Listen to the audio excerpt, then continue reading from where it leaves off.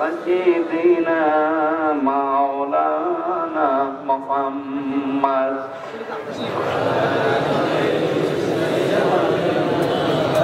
দাঁড়িয়ে আছেন কোন কারণে? বসেন বসেন বসেন বসেন, কেউ দাঁড়াবেন না এখানে, বসেন। মনে করেছে ও জিও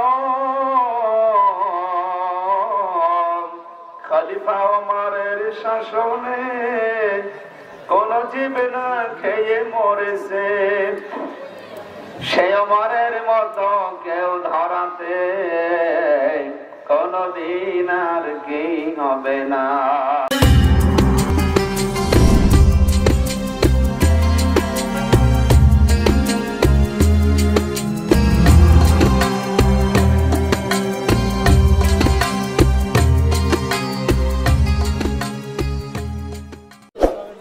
যেখানে বসে আছেন বসেন, জায়গা না পেলে দাঁড়িয়ে থাকেন, কথা বলবেন, কথা বন্ধ করেন, এবার পড়েন। আউযু বিল্লাহি মিনাশ শাইতানির রাজীম, বিসমিল্লাহির রহমানির রহিম। আরে জান না ভাই। الذين يتبعون الرسول النبي الأمي الذي يجدونه مكتوبا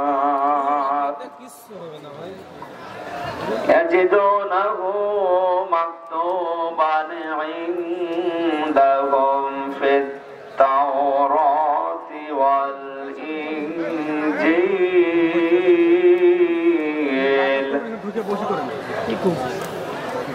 يأمرهم بالمعروف وينهاهم عن المنكر ويحل لهم الطيبات ويحرم عليهم الخبائث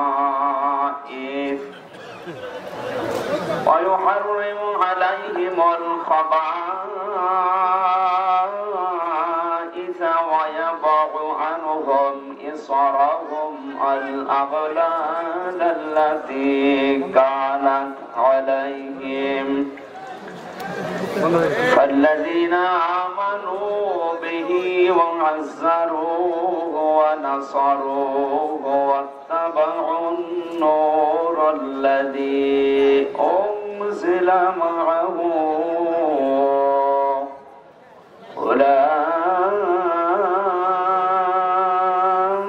أولئك هم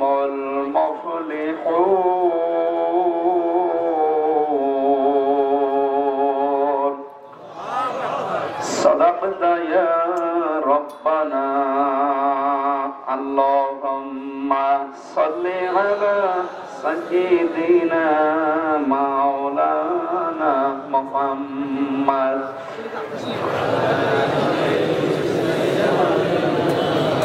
দাঁড়িয়ে আছেন কোন কারণে? বসেন বসেন বসেন বসেন, কেউ দাঁড়াবেন না এখানে, বসেন। খোলাফায়ে রাশেদার সোনালী দিন কেন যে ফিরে আর আসে না, সকলে পেয়ে তার অধিকার, কেন যে মন খুলে হাসে না। ধুলির আসনে বসে ওমরে রাজ্য শাসন করেছে, ও জিও খলিফা ওমরের শাসনে কোন জীব না খেয়ে মরেছে, সে ওমরের মতো কেউ ধরাতে কোনদিন আর কি হবে না।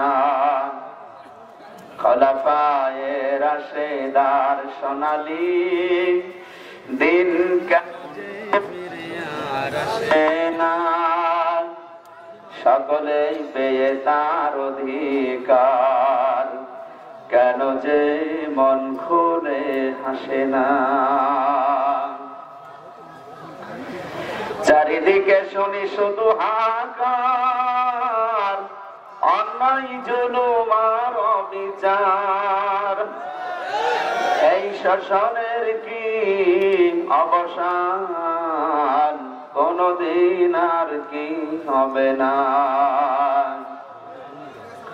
খোলাফায়ে রাশেদার সোনালী দিন কেন যে ফিরে আর আসে না,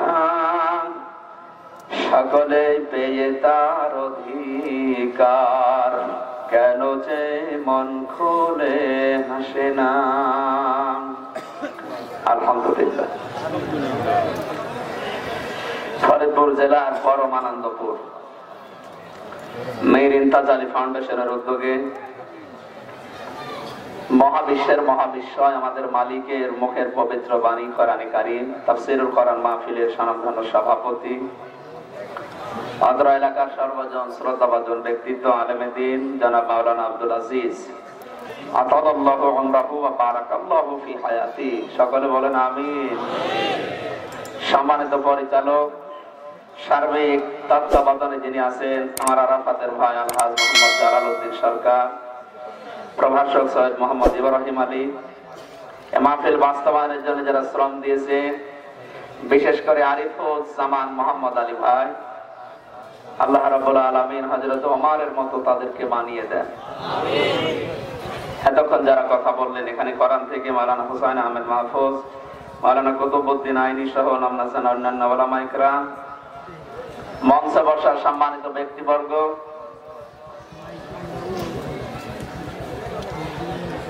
এই এলাকাতে আমার একজন প্রিয় মানুষের বাড়ি ছিল, এখন তিনি কবরে আছেন, মরহুম মিজানুর রহমান মোরাদ ভাই। আল্লাহ রাব্বুল আলামিন তার কবরটাকে জান্নাতুল ফেরদাউস যেন বানিয়ে দেন। মঞ্চে বসা আছেন, এই এলাকায় আসলে যাদের মাধ্যমে কোরআনের দাওয়াত নিয়ে আসি, বিশেষ করে আপনাদের এই ফরিদপুরের সন্তান অধ্যাপক নজরুল ইসলাম, উনি কোরআনের 2টা মাহফিল নিয়েছেন ফরিদপুরে জানুয়ারির 5 তারিখে দুপুর বেলা। এই সময়ে আছে 5 তারিখে ফরিদপুরে যে হাসপাতালের পাশে মনে হয় মেডিকেল কলেজের পূর্ব পাশে, আর রাতে আছে নগরকান্দা 4 কমলাপুরের দুপুর বেলা, আর রাত্রে এশার পরে আছে দহিসারা নাকি যেন দহিসারা মাদ্রাসা নগরকান্দা। আমরা আসবো কোরআনের দাওয়াত নিয়ে, আল্লাহ যেন সুযোগ তৈরি করে দেন, আমিন। দল মত নির্বিশেষে কোরআনের এই অনুষ্ঠানে যারা আমরা এসেছি খুশি হয়ে বলছে আলহামদুলিল্লাহ। আমরা আনন্দ পাচ্ছি না সেরকম, কারণ কি ছেলে বাড়িতে এসে কাঁদতেছে রেজাল্ট বের হওয়ার পরে, বাবা জিজ্ঞাসা করছে কাঁদো কেন, ফেল করেছো? কথা বলে কি কাঁদছো কেন? ফেল করেছো, কথা বলা লাগবে তো, যে ফেল করলে দরকার হয় আমি আরেকবার ভর্তি করবো, অসুবিধা নেই। কান্না বন্ধ হয় না, কান্না যখন বন্ধ হচ্ছে তখন বলছে বাবা ফেল করলে তো এক কথা ছিল, ছিলাম 9-এ নামিয়ে দিয়েছে 3। 9-এ পড়তাম নামিয়ে দিয়েছে কিসে? ফেল করলে নাই হয়তো 1 বছর লস হইতো, আরে কয় বছর? 6 বছর। 96% মুসলমানের দেশে আমরা ঠিক এরকম অবস্থায় আছি। কথা বুঝতেছেন? ছিলাম কিসে? নামিয়ে দিয়েছে। কি অবস্থা বলেন তো? তারপর আলহামদুলিল্লাহ যাক যতটুকু পেয়েছি খুশি আছি যে আল্লাহ আমাদেরকে নিয়ে আসলেন এই ময়দানে ইবাদত হিসাবে। এটা ইবাদত চলছে এখন অলরেডি। কি চলছে? ইবাদতে তো কথা বলা যায় নাকি? গল্প করা যায়? এদিক ওদিকে তাকানো যায়? ওটা যদি ইবাদতে না হয় তাহলে এটা ইবাদত মনে করলে আপনি কথা বলছেন কোন সাহসে? আপনার ইবাদত হচ্ছে? কথা বলা, এদিক ওদিকে তাকানো, গল্প করা সব বন্ধ। আমরা 1 ঘন্টা সময়, হয়তো 1 ঘন্টা 10-15 মিনিট সময় পাবো, যতটুকু পারি কোরআনের একটা আয়াতের উপরে তাফসীরুল কোরআন মাহফিল লিখেছে, তাফসীর আকারে কথা বলবো ইনশাআল্লাহ। তাফসীর মাহফিলে কথা বলতে গেলে সমস্যা একটু আসবে, কারণ কি তাফসীর মানেই তো খোলস উন্মোচন করা। এই সমাজে, এই দেশে যারা শিরিক, বেদাত, কুফর, জুলুমের আবরণ দিয়ে নিজেদেরকে ঢেকে রেখেছে, আড়াল করে রেখেছে, কোরআন থেকে সঠিক তাফসীর করলে তাদের এই আবরণ এই খোসা খুলে পড়ে যাবে। তখন জাতি দেখতে পাবে যে সর্বনাশ করছে কি করি। এই কারণে তাফসীর মাহফিলে একটু বাধা আসে। আর কোরআন একটা বদলবিক কিতাব। বিশ্ববিদ্যালয়ে ডাক্তার গোলাম রব্বানী স্যার মাঝে মাঝে বলতেন, দেখো বিশ্ববিদ্যালয়ে যদি একটু মাঝে মাঝে দৌড়াদৌড়ি না হয়, মারামারি না হয়, হাত পা কেটে না নেওয়া হয়, তো ও ভার্সিটি মনে হয়। ভার্সিটি মানে একটু মারামারি হবে, হাত পা কেটে নেবে, একটু রক্ত চড়বে। এই লোকের খেত নষ্ট করছে মানে ওদিকে না ওদিকে না, মানুষের খেত নষ্ট করা যাবে। এখানে দিয়েছেন কোন গাছ, ময়দানে দেবেন। এইদিকে আসেন, এইদিকে আসেন, আর ওর ওপর আবার বিছিয়ে দেবেন। ভাই না, নষ্ট হয়ে যাবে, এইদিকে বিছান। কথা বলা যাবে না, আমি তা ঠিক করার করছি। ওখানে ওই খেত যেন নষ্ট না হয়।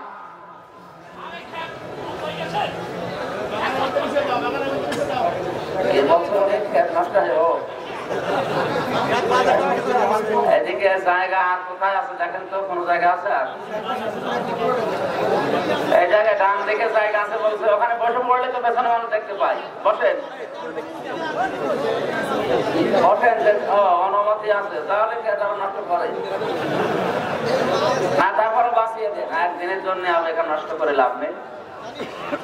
অনেক মানুষের রুজি রুটি ওর ভেতরে আছে। বসেন না কেন? যারা দাঁড়িয়ে আছেন বসে পড়লে তো হয়। কথা বলবেন না? আলহামদুলিল্লাহ। জায়গা কোথায়? আর এমনিতে করোনা আরো ফাঁকা হওয়া দরকার। প্রশাসন থেকে তো এটাই বলছে বারবার যে ফাঁকা হয়ে বসেন, অন্তত 3 ফিট দূরত্ব রাখার কথা। 3 ফিট দূরত্ব করে রাখলে পুরা ময়দান মনে হয় আর জায়গা হবে না। যেভাবে আছেন অন্তত থাকেন। আর এই যে কিছু বিছিয়ে দিচ্ছে, এখানে বসেন, কিছু বিছিয়ে দিচ্ছে, এই সমস্ত জায়গায় বসে পড়ে। ক্ষেত যেন নষ্ট না হয়, আপনাদেরকে আমি বারবার বলছি, ক্ষেত যেন নষ্ট না হয়। মনে নিজের মনে করে অন্তত বাঁচিয়ে দেন। আমরা হাফ মিনিট 30 সেকেন্ড একটু জিকির করছি। সুবহানাল্লাহ, আলহামদুলিল্লাহ, লা ইলাহা ইল্লাল্লাহ। সুবহানাল্লাহ, আলহামদুলিল্লাহ, লা ইলাহা ইল্লাল্লাহ, লা ইলাহা ইল্লাল্লাহ, মুহাম্মাদুর রাসূলুল্লাহ সাল্লাল্লাহু আলাইহি ওয়াসাল্লাম। আলহামদুলিল্লাহ। ইবাদত মনে করে যারা এসেছেন আরেকবার বলেন তো আলহামদুলিল্লাহ। দরুদ আর সালাম পড়ছে আমাদের নবী, মানবতার মহান শিক্ষক মুহাম্মদুর রাসূলুল্লাহ সাল্লাল্লাহু আলাইহি ওয়াসাল্লামের প্রতি। আমরা কোরআনে কারীমের একটা মাত্র আয়াত পড়েছি, সূরা আরাফ। কোন সূরা? জবাব দেবেন, এটা কিন্তু এখন ক্লাস চলছে। কোন সূরা? বলেন। 157 নম্বর আয়াত পড়লাম। এখানে 206টা আয়াত আছে, 24টা রূপ আছে। মক্কায় আল্লাহ নাযিল করেছেন। পাবলিক নাম্বার হিসাবে কোরআনে কারীমের এটা 7 নাম্বার সূরা। আমরা আয়াত নাম্বার শুধুমাত্র একটা আয়াত। কত নাম্বার আয়াত? 157। কত? এর ভেতরে 13টা জিনিস আল্লাহ ঘোষণা দিয়েছে। প্রথম, বিশ্বনবী মুহাম্মদুর রাসূলুল্লাহ 3টা পরিচয় দিয়েছেন আল্লাহ। কয়টা? দ্বিতীয় নম্বরে নবীজির 6টা কর্মসূচি ঘোষণা দিয়েছেন যে আল্লাহর নবী 6টা কাজ দুনিয়ায় করতেন। 3 নম্বরে আমাদের উম্মত হিসাবে আমাদের করণীয় কি, এই 4টা করণীয় আয়াতের শেষের দিকে আল্লাহ জানিয়েছেন যে উম্মতি মুহাম্মদী যারা দাবি করবে তাদের করণীয় 4টা। 4, 6 আর ওদিকে 3, কত হয়? অবশ্য 10 হয়। 13, কত? এতটুকু আয়াতের ভেতরে 13টা পয়েন্ট আছে। এক একটা পয়েন্টে মনে হয় 1 ঘন্টা করে লাগবে, 13 ঘন্টা নাকি? আমরা ইনশাআল্লাহ যতটুকু পারি সামারাইজ করে এই 13টা বিষয় অন্তত ডেলিভারি দিচ্ছে, আপনি বাড়িতে যে আরো বিস্তারিত দেখবেন। কি বলছিলাম বলেন তো? তাফসীর মাহফিলে বাধা হওয়ার কারণ হচ্ছে তাফসীর শব্দের শাব্দিক অর্থ হচ্ছে উলঙ্গ করা, ন্যাংটা করা। ঢাকনা দিয়ে ঢাকা আছে, ঢাকনা তুলে ফেলা। ঢাকনা তুলে ফেললে ভেতরে কি আছে দেখা যায় না? বলেন। বাংলাদেশের পরিবার, সমাজ এবং রাষ্ট্রে যে মানুষগুলো আসলে দেশের জন্য, মানবতার জন্য, ইসলামের জন্য, আমার আল্লাহর বিধানের জন্য ক্ষতিকারক, এরা বিভিন্ন লেভেল লাগিয়ে আছে। এই আবরণগুলো যখন তাফসীর করলে উঠে যায়, পড়ে যায়, তখন ভেতরে কি আছে দেখা যায়। তখন ওরা আমারে ভালো বলবে। যাই হোক, যারা জুলুমের চাদর দিয়ে ঢেকে আছে নিজেদেরকে, কেউ শিরকের চাদর দিয়ে ঢেকে আছে, কেউ কুফরের চাদর দিয়ে ঢেকে আছে। সর্বোপরি বাংলাদেশে সবচেয়ে বেশি এখন যেটা বেদাতের চাদর। বলেন। এই বেদাতের চাদর থাকার কারণে অনেকে ইসলাম বোঝে না, মনে করে এটা ইসলাম। ওইটা পালন করতে গিয়ে শেষে ঈমান আমল যা ছিল আরো ওগুলো সব হারিয়ে ফেলে। আমরা তাফসীর আকারে কথা বললে ওই কলসগুলো ইনশাআল্লাহ থাকবে না, আবরণগুলো সব খুলে যাবে। তাফসীর মাহফিল যেহেতু লিখে দিয়েছেন, আমরা কথা বলবো, আল্লাহ যেন আমাদেরকে তৌফিক দান করুন, আমিন। বিশ্বনবী জানিয়েছেন, যখন সমাজের ধনী মানুষেরা কৃপণ হয়ে দাঁড়াবে, আর যখন শাসক যারা দেশের দায়িত্বে আছে এদের চরিত্র খারাপ হয়ে যাবে, এমনকি দানশীল মানুষেরা যখন দান করা বন্ধ করে কৃপণতা আরম্ভ করবে, তখন তোমরা দুনিয়ায় না থাকার চাইতে কবরে যাও, ভালো লাগবে। আর যখন দেশের দায়িত্বশীল মানুষগুলো সবচাইতে উত্তম আখলাক চরিত্রের মানুষ হবে, দেশে যারা ধনী মানুষ আছে এই মানুষগুলো যখন দানশীল হবে, তখন নবীজি বলেন কবরে যাওয়ার দরকার নেই, দুনিয়ায় থাকো, এইটাই একটা মিনি জান্নাত মনে হয়। আমরা যা দেখতে পাচ্ছি এই হাদিসের পুরা উল্টা। এই জন্য আমার মনে হয় এখন বেঁচে থাকার কাছে কবরে যাওয়া ভালো, অন্তত ফেরেশতাদের একটু হালুয়া তোফা খাওয়া দিত। সে অবস্থায় আছে কি হালুয়া তোফা খাওয়ার অবস্থায় আছে না। আল্লাহ আমাদেরকে এই হাদিসটার বাস্তবায়ন যেন অন্তত চর্মচোখে দেখার তৌফিক দেন, সকলে বলেন আমিন। সরাসরি কোরআনে প্রবেশ করছি, কোন সূরা বলেন তো? বলেন। আরাফ মানে? আরাফ শব্দের দুইটা অর্থ আমি পেয়েছি। আরাফ মানে পরিচিত হওয়া, 2 নম্বরে আরাফ মানে একটা প্রাচীর। জান্নাত জাহান্নামের মাঝে একটা প্রাচীর আছে, ওই প্রাচীরের নাম হচ্ছে আরাফ। ওখানে আল্লাহ কাদেরকে রাখবে? বিশ্বনবী মুহাম্মদ রাসূলুল্লাহ সাল্লাল্লাহু আলাইহি ওয়াসাল্লাম মসজিদে নববীতে তিনি আলোচনা করছিলেন। ফজরের নামাজের পরে তিনি বললেন, জাহান্নামের আয়াতগুলো তেলাওয়াত করলেন নামাজের প্রথম রাকাতে। দ্বিতীয় রাকাতে তিনি জান্নাতের যে সমস্ত নিয়ামতের কথা আছে শুনিয়ে দিলেন। আমি ওই হাদিসটা পড়ার সময় দেখেছি আল্লাহর নবী পড়েছিলেন সূরা দোকানের শেষের দিকে কয়েকটা আয়াত, ইন্না শাজারাতাজ যাক্কুমি তাআমুল হাকিম ইলা আখির আয়াত। জাহান্নাম আল্লাহ কি খাওয়াবে? এই যাক্কুম গাছের যে ফলটা, এই একটা একটা করে অনেকগুলো জাহান্নামের বর্ণনার আয়াত পড়লেন। সাহাবায়ে কেরাম নামাজের ভেতরে অনেকে খন্দন আরম্ভ করেছে, কারণ তারা বুঝতো যে নবীজি কি বলতে চাচ্ছে। আমরা নামাজে আজ অনেকে আসি না, নামাজে মজা পাই না, তার অন্যতম কারণ নামাজে আপনি দাঁড়িয়ে আল্লাহকে কি বলেন ওটা আপনি নিজেই বোঝেন না। কয়েকদিন আমি গ্রামে গিয়েছিলাম, কুষ্টিয়া জেলার হালসা। ফজরের নামাজ পড়তে গিয়ে দেখি মাত্র 8 থেকে 9 জন মানুষ ইমাম সাহেব দিয়ে। লোকজন বলছে হুজুর নামাজ মানুষ পড়ে না, আসে না। আমি বললাম এই দোষ মানুষের না, এই দোষ আমাদের। কারণ যারা আসে না ওরা আসলে নামাজ জানে না, নামাজ যে কি, তার গুরুত্ব কি, নামাজের ভেতরে কি পাওয়া যায় এই জিনিসটা এরা জানে না। এই জন্য এরা নামাজে আসে নাই। এদেরকে আপনি জানিয়ে দেন যে নামাজ কি, নামাজের গুরুত্ব কি, এর ভেতরে কি পাওয়া যায়, তাহলে ওদেরকে বলা লাগবে না, পিটিয়েও আপনি নামাজ থেকে বিরত রাখতে পারবেন না। এরকম একটা উদ্যোগ নিয়ে গ্রামে আমি নিজের উদ্যোগে আমার মায়ের নাম দিয়ে একটা মাদ্রাসা বানিয়েছি, যে অন্তত কোরআন হাদিস আর নামাজ মানুষ শিখুক। এরা 1 মাস 2 মাস 3 মাসে যদি ব্যাস করে করে পড়ে নামাজের যত নিয়ম নীতি আছে কোরআন শুদ্ধ করে অন্তত 1 পারা 1.5 পারা করে যদি মুখস্থ হয়ে যায় এদের অর্থ সহ, দেখবেন এই মানুষগুলোকে পিটিয়েও আপনি অন্তত ফরজের নামাজ থেকে দূরে সরিয়ে রাখতে পারবেন না। ওরা জানে না, তাই আসে না। সাহাবায়ে কেরাম নামাজের প্রথম রাকাতে কন্তন করছিলেন, দ্বিতীয় রাকাতে বিশ্বনবী জান্নাতের যে নিয়ামতগুলো আছে তার বর্ণনা দিলেন। জান্নাতের নিয়ামতের বর্ণনা শোনার পরে সাহাবায়ে কেরামের আনন্দ।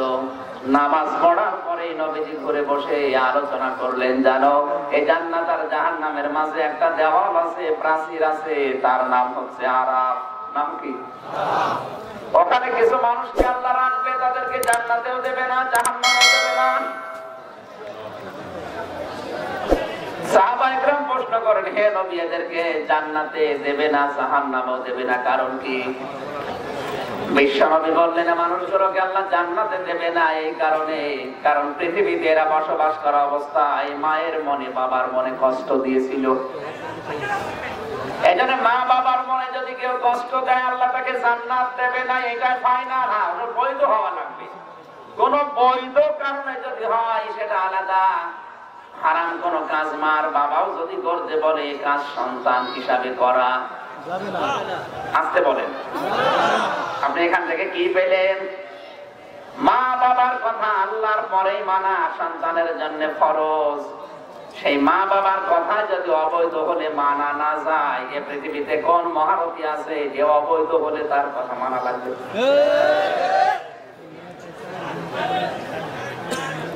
এখানে কথা বলা লাগবে।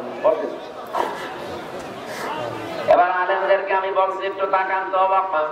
রাব্বুকা আল্লা তা'বুদু ইল্লা ইয়্যাহু ওয়া বিল ওয়ালিদাইনি ইহসানা। আল্লাহ পাক বলেন, আমি ফয়সালা দিয়েছি, সিদ্ধান্ত নিয়েছি, আমি রায় দিয়েছি, আমি লিখে দিয়েছি, আমি আল্লাহ আইন তৈরি করেছি এই যে আমি আল্লাহ বাদে কারো ইবাদত করা যাবে না, আর মা বাবার সেবা করা লাগবে। তাহলে আল্লাহর আইন মানা কি? জবাব দেবে ছাত্রের মতো, আল্লাহর আইন মানা, মা বাবার আইন মানা না। না জানেন না বলো?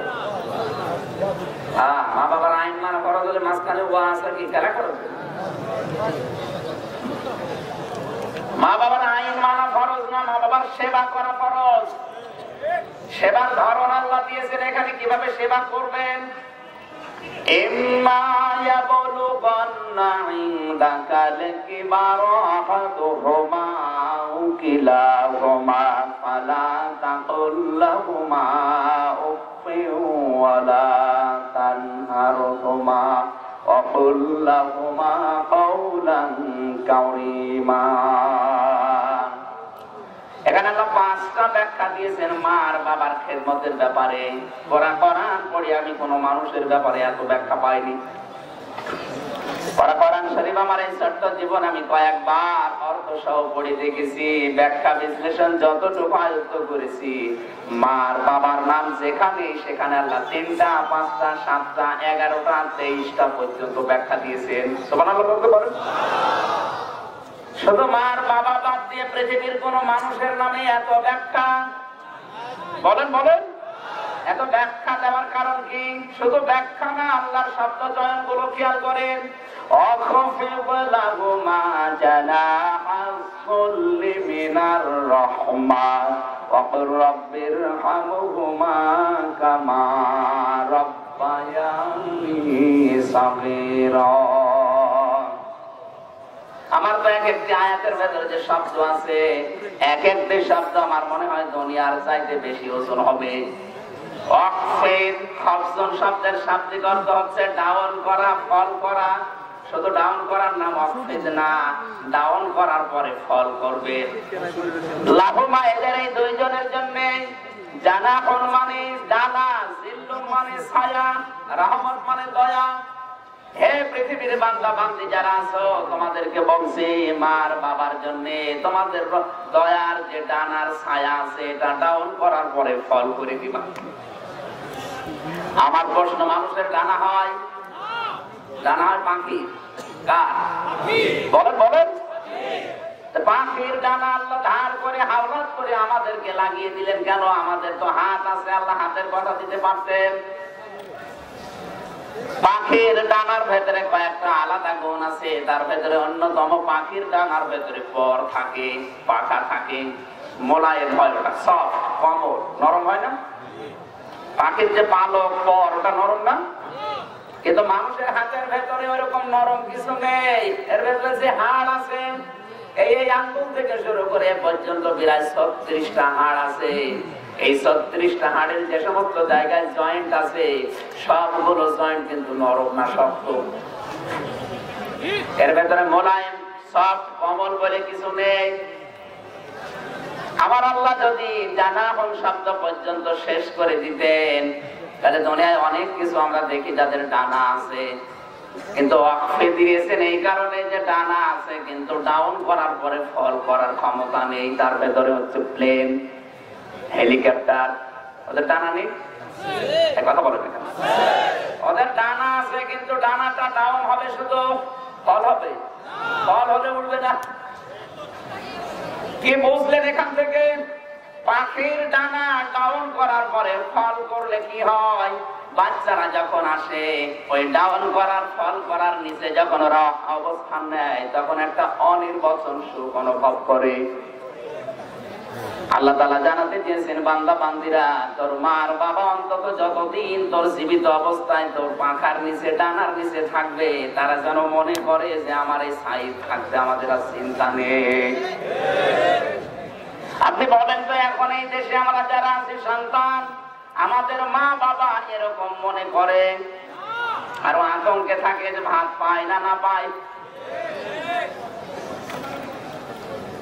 এত ব্যাখ্যা আমি কোরআনে কারো নামে পাইনি। এক একটা ব্যাখ্যা কি সুন্দর করে আল্লাহ বুঝিয়েছেন। রব্বুকুম আ'লামু বিমা ফি নুফুসিকুম ইন তাকুনু সালিহিনা ফাইন্নাহু কানা লিল আওয়াবিনা গফুরা।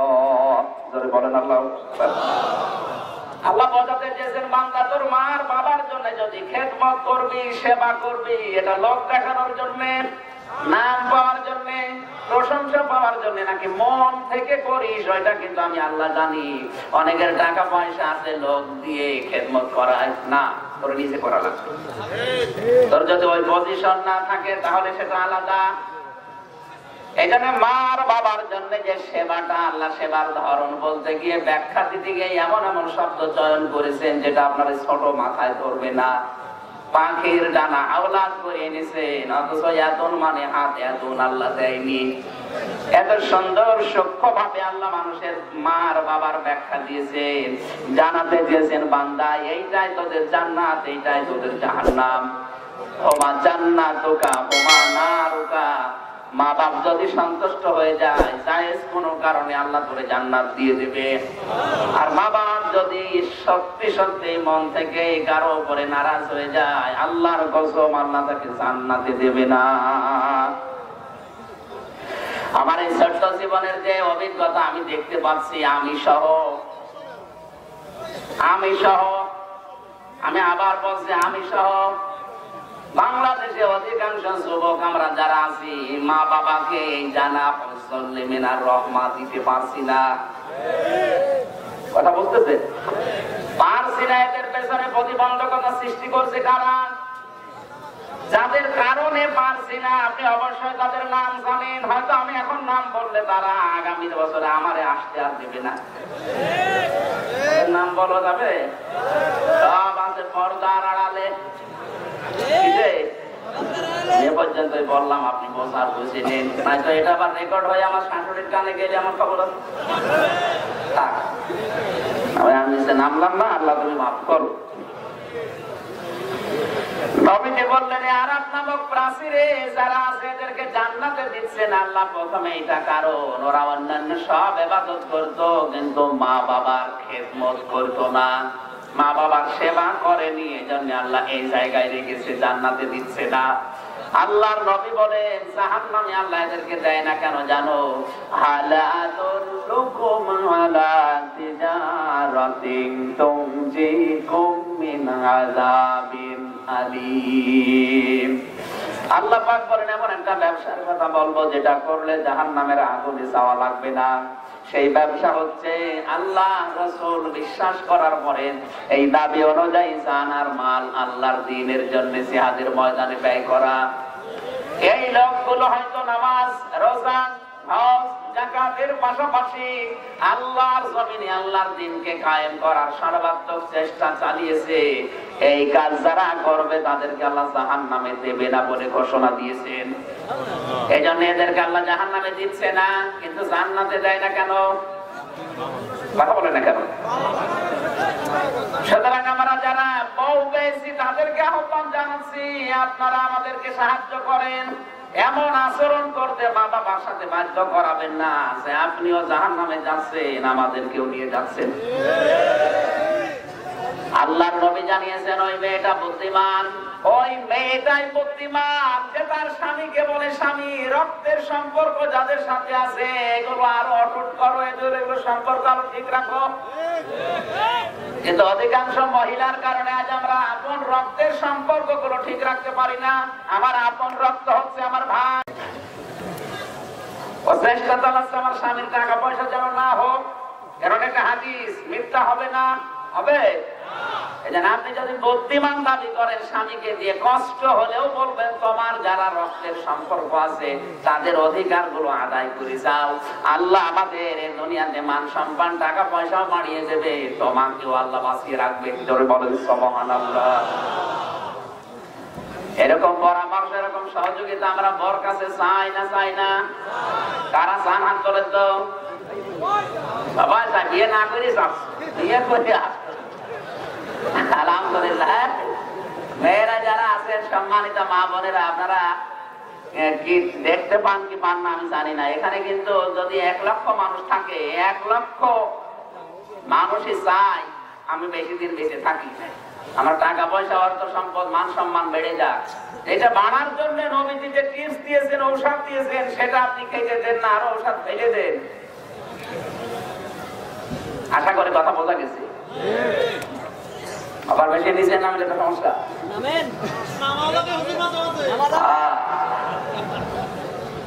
তাহলে সূরা আরাফের বর্ণনায় এটা পেয়েছি যে আরাফ মানে পরিচিত হওয়ার স্থান, আরাফ মানে প্রাচীর, আরাফ মানে একটা দেওয়াল জাহান্নাম আর জান্নাতের মাঝে, যেখানে আল্লাহ এমন মানুষকে রাখবে যারা মা বাবার সাথে দুনিয়ায় বেয়াদবি করেছে, হক আদায় করেনি, আর দুনিয়ায় জিহাদ করার কারণে আল্লাহ তাদেরকে জাহান্নামও দিচ্ছে না। নবীজি কিন্তু হাদিসের শেষে বলেননি যে আল্লাহ তাদের দেবে কোথায়, এ পর্যন্ত আর নেই। এখন বলেন তো, আমরা যে অবস্থায় বাংলাদেশে আছি, আমার যতটুকু বিশ্বাস বা ধারণা, আমরা অধিকাংশ মানুষ ওই প্রাচীরের উপরে বসে আছি। কথা বলে না কেন? একলা গল্প করছে দাদু জনমের মতো পাপ করে যান কেন?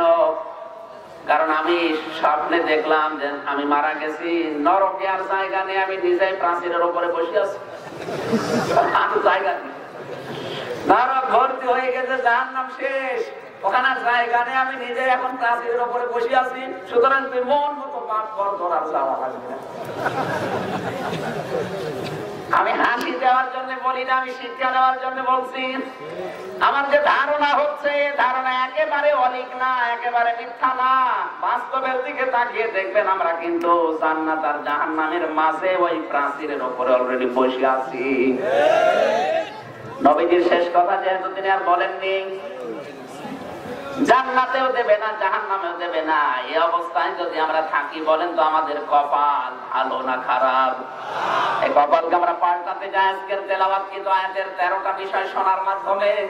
আল্লাহ তুমি আমাদেরকে অন্তত তৌফিক আজকে থেকেই দান করো, জোরে বলেন আমিন।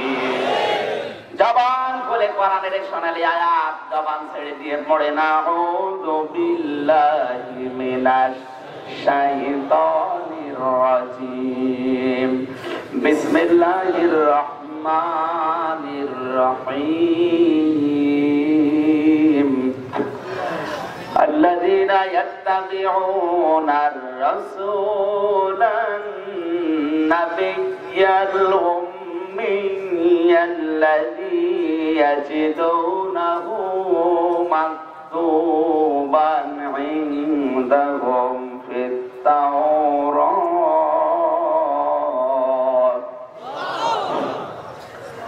পাক বলেন আমার নবী মুহাম্মদ ইবনে আব্দুল্লাহ, তাকে আমি তিনটি চরিত্র দিয়েছি, তিনটি পরিচয় দিয়েছি। মুহাম্মদ ইবনে আব্দুল্লাহর পরিচয় দুনিয়ায় কয়টা? সবাই বলেন। আমরা যারা উম্মত হতে পেরে আজ আনন্দিত। কেন আনন্দিত? কিয়ামতের ওই কঠিন ময়দানে যখন জাহান্নামের একটা চিৎকার শোনা যাবে, যত জিন আছে, ফেরেশতা আছে, নবী রাসূল পর্যন্ত সব হতাশ হয়ে পড়বে। আল্লাহ তাআলা বলেন মরণের পরেই মানুষের সম্পর্ক কিন্তু কাট হয়ে যাবে। ফাইদা নফিখা ফিস সূরি ফালা আনসাবা বাইনাহুম ইয়াউমাইযি ওয়ালা ইয়াতাসাআলুন। সূরা মুমিনুনের 101 নম্বর আয়াতে আল্লাহ জানিয়েছেন যখন সিংহায় ফটকার দেওয়া হবে, যত সম্পর্ক আছে, সে রক্ত হোক, রক্ত বাদ দিয়ে হোক, ফালা আনসাবা বাইনাহুম, নাসবের বহু বছর আনসাব, যত রকমের সম্পর্ক আছে একেবারে অটোমেটিক কাট হয়ে যাবে। শুধু কাট হবে না, কেউ কারো কথা জিজ্ঞাসা করবে এ সময়ও থাকবে না। আজ আমি এখানে আসার পরে মিজানুর রহমান মুরাদের কথা মনে পড়ছে, জীবিত আছি তাই। আমার যখন চোখ বন্ধ হয়ে যাবে, মিজান না, আমার বাবার কথা আমার মনে থাকবে না। আল্লাহ বলেন সম্পর্ক নষ্ট করে দেব কেন জানো? লিকুল্লি ইমরিইম মিনহুম ইয়াউমাইযিন শানুন ইউগনি, এমন একটা অবস্থা প্রত্যেকটি মানুষের তৈরি হবে, কেউ কারো সম্পর্কে খোঁজ রাখার মতো মনও তৈরি হবে না যে আমার কি হবে এটা নিয়ে ব্যস্ত থাকবে। ঈসা নবীর মতো এত বড় পাওয়ারফুল নবী পর্যন্ত বলবে আল্লাহ আমার মা মরিয়মের ব্যাপারে আমার কোনো কথা তোমার সাথে নেই, যা ভালো লাগে আমার মা তুমি করো, কিন্তু তুমি আমাকে কিছু বলবা না, আমারে বাঁচাও।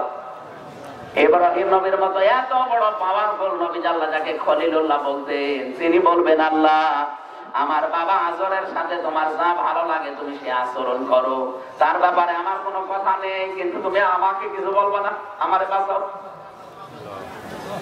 তাফসীরে ফি জিলালিল কোরআনে আছে 500 বছর পর্যন্ত অনেক সন্তান মায়ের পা ধরে কাঁদবে, বলবে মা একটানে কি হলে আজকে আমি ত্রাণ পেয়ে যাই, পরিত্রাণ পেয়ে যাই। মুফাসসির বলেন 500 বছর পরে মা ওর মুখের উপরে লাথি দিয়ে বলবে দুনিয়া আমার বিয়ে হয়নি, তোরে খাবো কোথায়? এখান থেকে যে উপলব্ধিটা আপনার আসা দরকার, এত বড় বড় পাওয়ারফুল নবী যেখানে নিজের বাবা নিজের মায়ের পরিচয় দেয় না, নিজের মা নিজের সন্তানের পরিচয় দেয় না, সেখানে বিশেষ করে এই সমস্ত জেলার মানুষগুলাই ফরিদপুর, গোপালগঞ্জ, মাদারীপুর, মাগুরা, রাজবাড়ী, এই এলাকার মানুষগুলো যাদের ভরসা করে বসে আছেন, আপনার বিবেকের কাছে যেন একটু নাড়া লাগে, এই জন্য বলছি।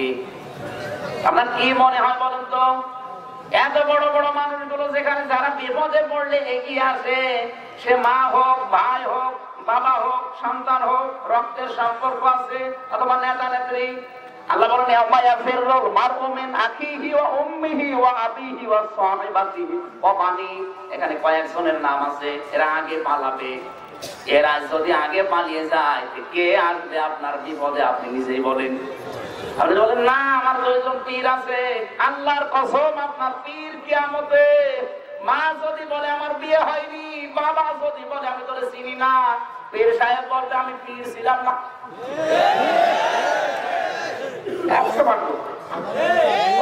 বিপদ দেখবেন কারো সম্পর্কে প্রশ্ন করার মতো সময় থাকবে না তার, প্রত্যেকে নিজের চিন্তায় যখন ব্যস্ত থাকবে, এত কঠিন অবস্থা আল্লাহ বানাবে।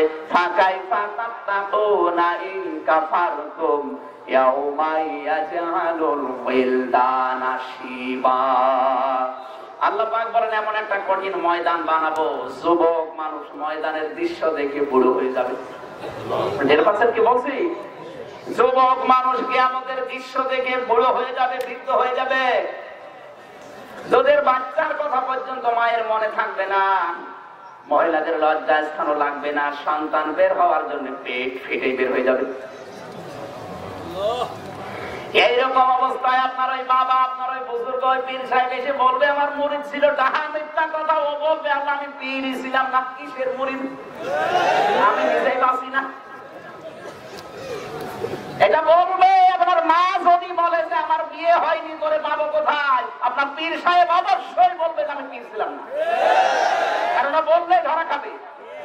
কথা বলেন। এরপরে যদি আপনার মগজ না খোলে, কি আছে এর ভেতরে দেখি এখানে আছেন ফাঁকাই গোবর আছে, এতটুকু সত্য জিনিস আপনি বলছেন। আমরা কোরআন দিয়ে বললাম, কি দিয়ে বলেছি? সূরা মুমিনুনের 101 নম্বর আয়াতে আল্লাহ বলেন ফালা আনসাবা বাইনাহুম, একটা সম্পর্ক থাকবে না, মরণের পরে সব শেষ। যা সম্পর্ক আছে দুনিয়ায়, যা সম্পর্ক আছে কি এখন আপনার স্ত্রীর অসুখ হলে বাড়ি ঘর এই এলাকা সব বিক্রি করে হলে আপনি চিকিৎসা করানোর জন্য নিয়ে যাবেন লন্ডনে, আর চোখ বন্ধ হওয়ার পরে ওই স্ত্রীর কথা আর আপনার মনে থাকবে না। এটা আমি মনে বানিয়ে বললাম? বলেন। এটার মনে থাকবে না, তার প্রমাণ হচ্ছে কোরআনের আয়াতগুলো। আপনি যদি বিশ্বাস করেন মুসলিম হিসাবে, তাহলে আপনার উপকার হবে, আপনি চিন্তা ভাবনা করে জীবন চালাতে পারবেন। আর যদি বলেন ও বলার দরকার বলে যাচ্ছে যাক, আপনার জন্য না। আল্লাহ তুমি আমি সহ যারা এখানে আছে তাদেরকে এই মুহূর্তে আয়াতটা অনুধাবন করার তৌফিক দাও। কিন্তু কিয়ামতে একজন শুধু পরিচয় দেবে, তিনি বলবেন আল্লাহ তুমি আমার মাকে কি করো, বাবাকে কি করো না। তিনি বলবেন রব্বি হাবলি ইয়া উম্মতি, হে আল্লাহ তুমি আমার উম্মতকে বাঁচাও। আমার কি হবে এটা তিনি বলবেন না। এমনকি তিনি তাও বলবেন না আল্লাহ তুমি আমার উম্মত রাবিয়া বসরিকে বাঁচাও, সুনাইদ বাগদাদিকে বাঁচাও না। তিনি বলবেন আমার উম্মতকে বাঁচাও। কোন উম্মত? যারা বাবা খায় না, মানে যারা ডাল খায়। ডালও খাওয়া যাবে না, পাতলা ডাল, ওটাও তো পাতলা, রং আলাদা, ওটা পাতলা না। আমি আহ্বান জানাচ্ছি, আপনি যদি কিয়ামতের দিন নবীজি আপনাকে বলে আল্লাহ তুমি আমার উম্মতকে বাঁচাও, আপনি যেন উম্মতের ওই কাতারে থাকতে পারেন, সেই কাজগুলো করেন। এই কাজগুলো করতে হলে তাকে চেনা লাগবে না? বলেন বলেন। আল্লাহ পাক তাকে চেনার জন্য পরিচয় দিলেন আয়াতের প্রথমে কয়টা? আরো জোরে, আরো জোরে বলেন। এবার একটা একটা করে আপনি নিজের জীবনের সাথে মিলাবেন। আল্লাযীনা ইয়াত্তাবিউনার রাসূলা, যারা অনুসরণ করতে চায়, ইত্তেবা করতে চায়, যার পরিচয় আল্লাহ বলছেন তিনি এক নম্বরে মুহাম্মদ ইবনে আব্দুল্লাহর প্রথম পরিচয় তিনি রাসূল। কি আরো জোরে বলা লাগবে? আমার প্রশ্ন হচ্ছে মুহাম্মদ ইবনে আব্দুল্লাহ কি জন্মের পরেই রাসূল ছিলেন? কত বছর বয়সে? বলেন বলেন। আল্লাহ কিন্তু অনুসরণ করার জন্য মুহাম্মদের নাম এখানে দেয়নি, দিয়েছে। বলেন না কেন? কারণ তিনি 1 থেকে 40 বছর পর্যন্ত রাসূলুল্লাহ ছিলেন না, তিনি ছিলেন শুধুমাত্র মুহাম্মদ ইবনে আব্দুল্লাহ। ওই সময় তার ভালো ভালো কাজগুলো দেখে মানুষ বলতো আল আমিন, আস-সাদিক। কথা বলেন না কেন? কিন্তু তিনি যখন 40 বছর বয়সে কোরআন পেলেন, তিনি এখন আর মুহাম্মদ ইবনে আব্দুল্লাহ শুধু না, হয়ে গেছেন রাসূলুল্লাহ। 1 থেকে 40 বছর বয়স পর্যন্ত মুহাম্মদ ইবনে আব্দুল্লাহ থাকাকালীন কোন শত্রুপুর আরব জানেদার ছিল? বলেন বলেন। কেউ তাকে গালিগালাজ করতো, তার কাছে বাধা দিত। এই লোকটাই যখন 40 থেকে 63 এই 23 বছরে এইটা হাতে নিলেন, তখন তাকে গালিগালাজ শুধু না, তাকে এমন গালি দিয়েছে। সর্বপ্রথম আল্লাহর নবীকে যে গালি দেওয়া হয়, ওই গালির নাম হচ্ছে পাগল। নবীকে কি বলতো? আমা সাহিবুকুম বিমাজনুন। আল্লাহ পাক বলেন কি বলো তোমরা, আমার নবী তোমাদের সাথী, উনি পাগল না। আপনার প্রতি আমার নিয়ামতে ওরা পাগল বলে, আর আমি আল্লাহ ঘোষণা দিলাম আপনি পাগল না। আর যারা আপনাকে পাগল বলছে এর কারণ আছে। নবীজি ওই সময় পাগল উপাধি পেয়েছিলেন, আমি তাফসীর পড়ে পেয়েছি 3টা কারণে নবীকে পাগল বলতো। কয়টা? আপনি আজ বিশ্বের সাথে মিলাবেন, নবী নেই কিন্তু নবীর ওয়ারিসরা আছে। আজ হয়তো পাগল বলে না, কিন্তু পাগলের চাইতে নিকৃষ্ট শব্দ আমাদের নামে লাগিয়ে দেয়। ১,৫০০ বছর আগে কাফেররা নবীকে ১ নম্বরে কি উপাধি দিয়েছে? কয়টা কারণে? আরো জোরে। ১ নম্বরে নবীকে পাগল বলার পেছনে কারণ ছিল এমনি। কোন কারণ? কোন কারণ? আমি যদি এখন এই যে চেয়ারম্যান সাহেব, যুবলীগের চেয়ারম্যান বলি রাজাকার, আমি যদি বলি কেন বললেন এমনি, কোন কারণ আছে? কোন কারণ? কারণ রাজাকার হওয়ার বয়স হয়নি। এই যে বললাম এমনি, আজ অনেকে আমাদেরকে এমনি এমনি এমনি কেন? এমনি তার কারণ হচ্ছে আমার হাতে মাইক আছে, মিডিয়া আছে, ক্ষমতা আছে, ওর হাতে কিচ্ছু নেই। ওই জামানায় আবু জেহেলের হাতে সব ছিল, নবীর হাতে কিচ্ছু ছিল না। মাইক হাতে নিয়ে আন্দাজে এমনি। আজ আমাদেরকে যারা বিভিন্ন নাম দিচ্ছে কোন কারণে?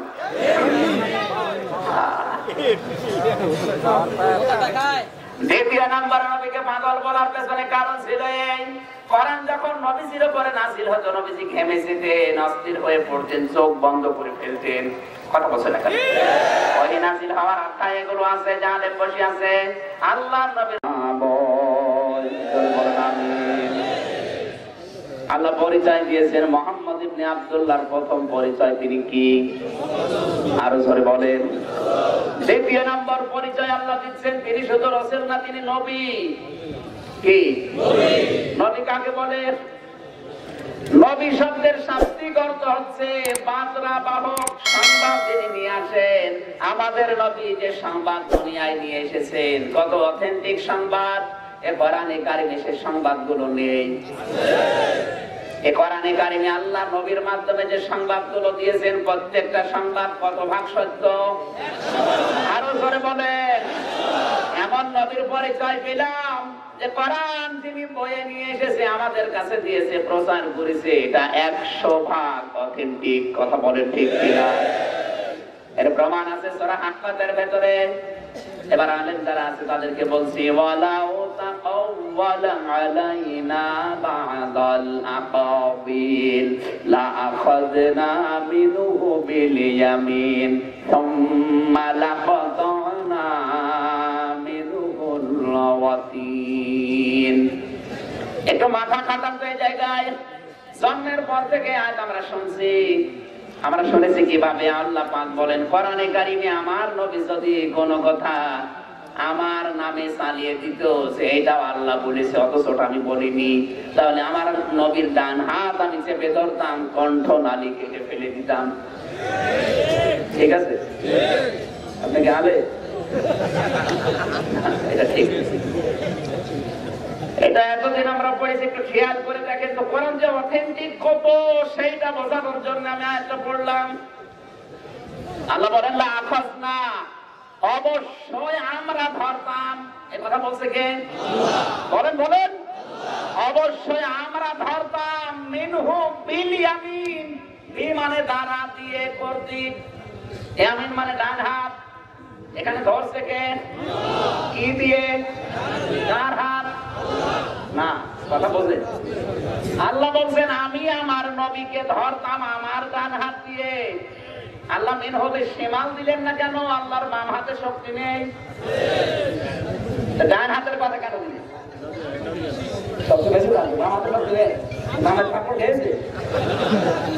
বাম হাতের নাম দেয়নি, এই জন্য দুইটা কারণ পেয়েছি আমি তাফসিরে।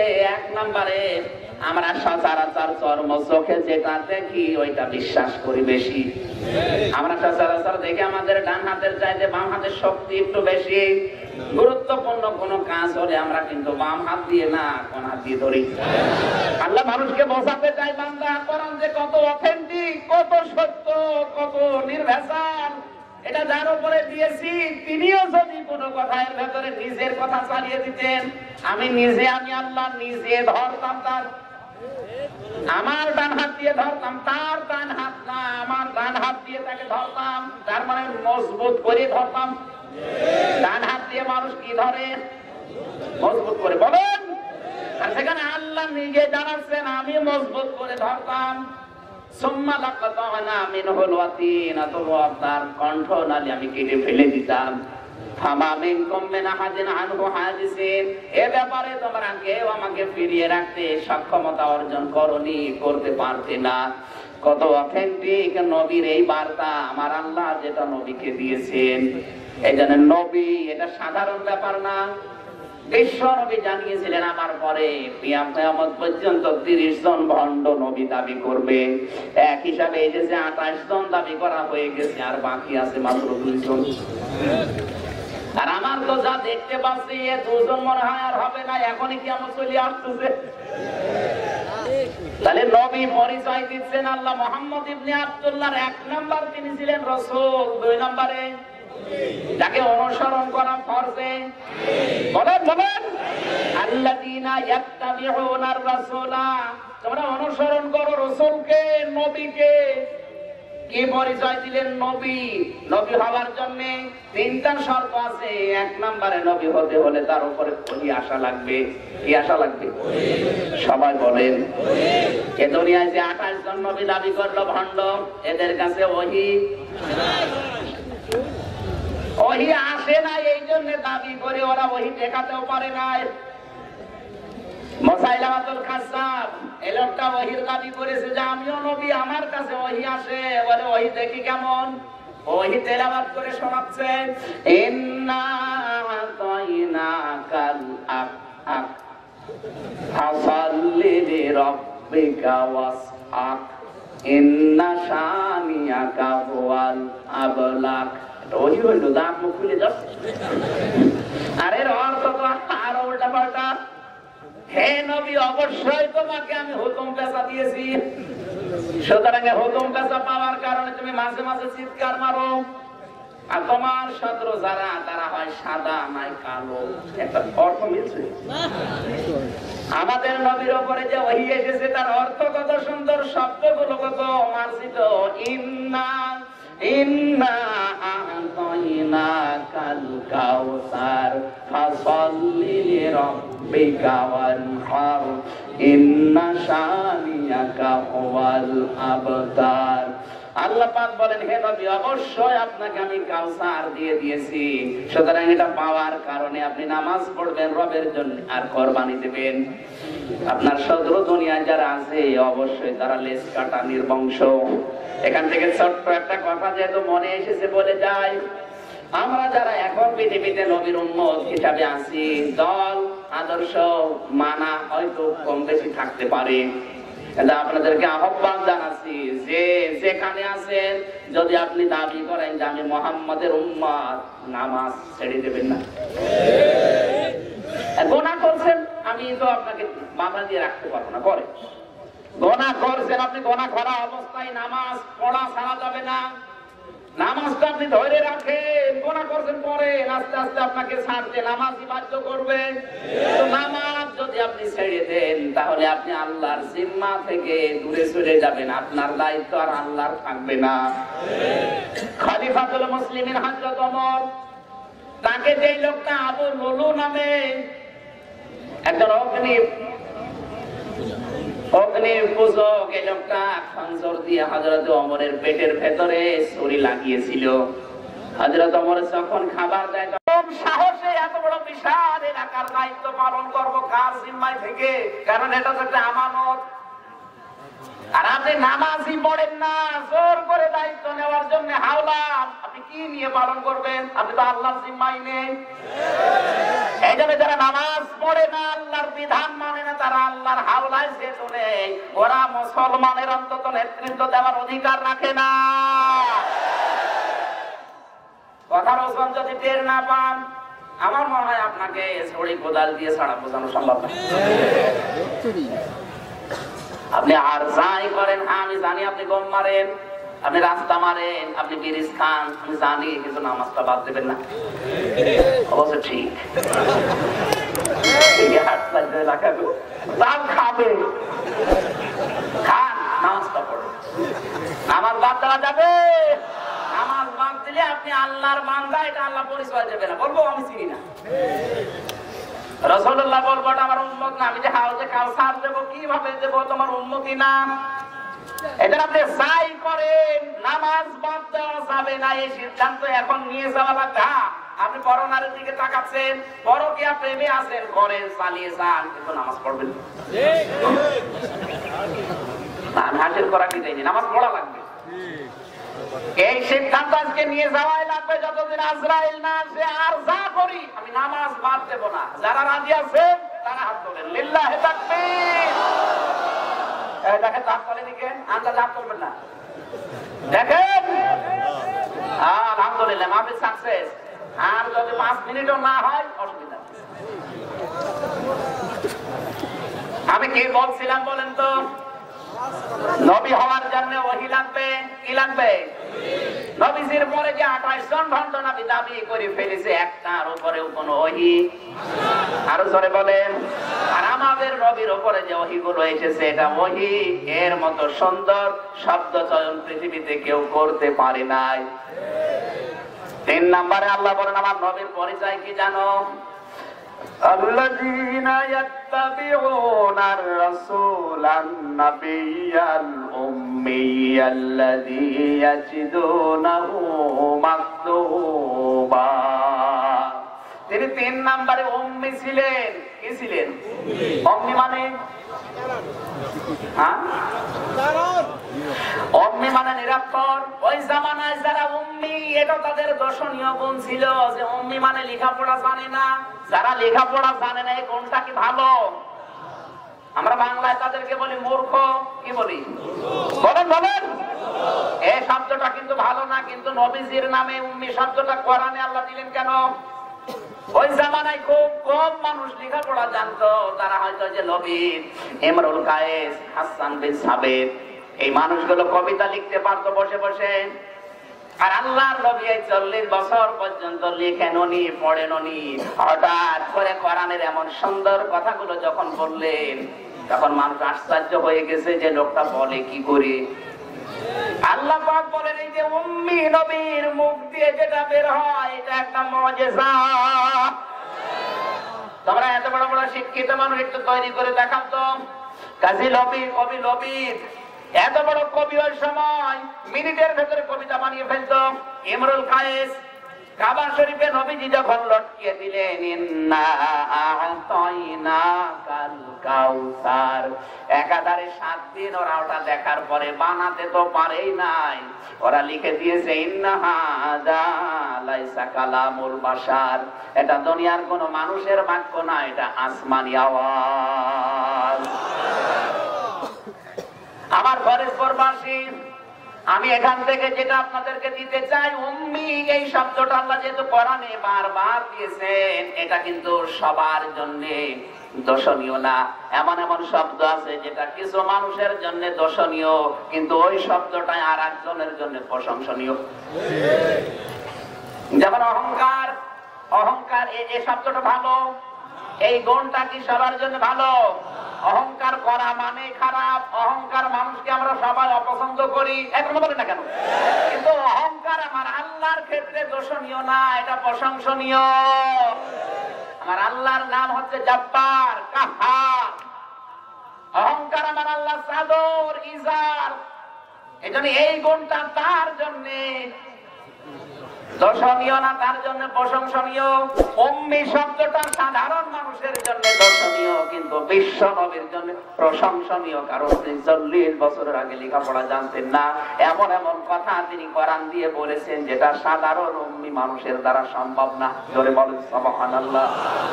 আমরা মুহাম্মদ ইবনে আব্দুল্লাহর পরিচয় পেলাম কয়টা? বলেন। 1 নম্বরে তাকে মানা লাগবে, অনুসরণ।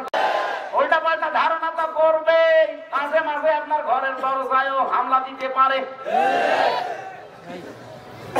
আর খারাপ ধারণার তো ইয়ত্তা নেই, একটার পরে একটা বদনাম আপনার নামে মানুষ দিতেই চাইবে, চেষ্টাও চালাবে, আপনার দিকে খারাপ নজরও তাকাবে।